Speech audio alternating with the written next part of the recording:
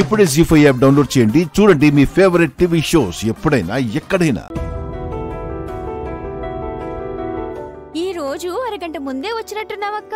నాకన్నా ముందే వాళ్ళు వచ్చేస్తారేమోనని హడావిడిగా వచ్చేసాను. ఎవరొస్తున్నారు? ఎవరూ లేరులే అమ్మా. వాళ్ళు చెప్పేదొకటి చేసేదొకటి. అది కాదన్నయ్య, పంచాయతీలో తీర్మానించాక మాట తప్పడం జరగదు. ఓహో, శివ వదిన ఇంటికొస్తుందా?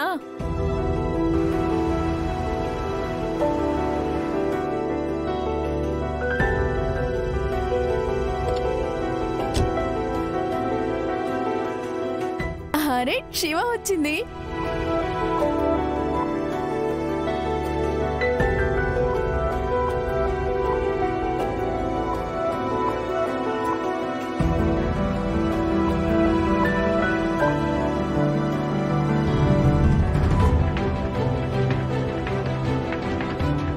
శివ, కాళ్ళు కడుకో.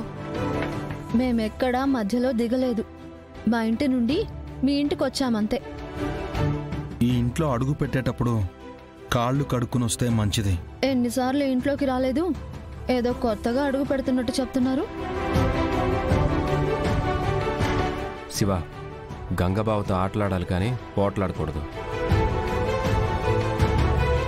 ఇవాళ జరగాల్సిన తంతు ముగించేస్తే అప్పుడు మొగుణ్ణి పని మీద బయటకి వెళ్ళనివ్వదు, గంగ కూడా పెళ్ళాన్ని ఏ పని చేసుకోనివ్వడు.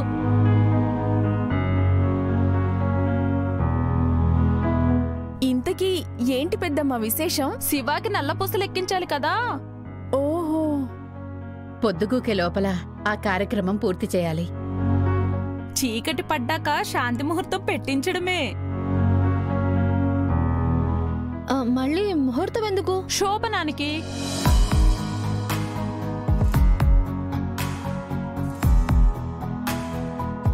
ఇదేంటి? పంచాయతీలో తీర్మానించింది వీళ్ళింట్లో ఉండమని కదా, గంగాబావతో గదిలో ఉండమని కాదు. కాపురం అంటే తిని తొంగవడం మాత్రమే కాదే, నీ మొగుడుతో సంసారం కూడా చెయ్యాలి.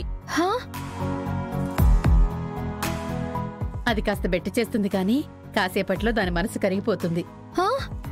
అలాంటిదేం లేదు. చీర కట్టుకోమంటే కట్టుకుంటాను, పసుపు తాడు తీసి తాళి మెళ్ళో వేసుకోమంటే వేసుకుంటాను. అంతేగాని మీరు మిగతా కార్యక్రమాలు పెట్టకండి. అమ్మా, ఇక్కడే నించుంటే పూజకి లేట్ అవుతుంది. పదండి. పదండమ్మ లోపలికి.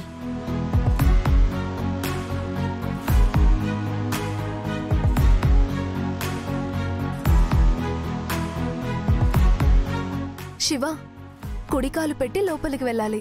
ఈ ఇంట్లో ఏమో కానీ మీ ఇంట్లో మంచి జరగాలని కుడి కాలే పెడతాను. మీ ఇల్లు మా ఇల్లు కాదు, ఇక నుంచి మన ఇల్లు అనాలి.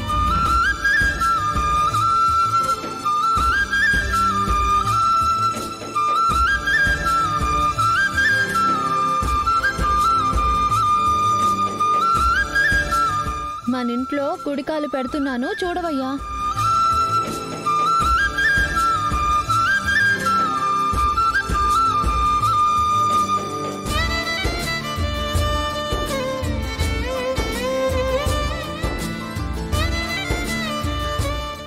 జీ5 యాప్ డౌన్లోడ్ చేసి అన్ని ఎపిసోడ్స్ పూర్తి ఉచితంగా చూడండి.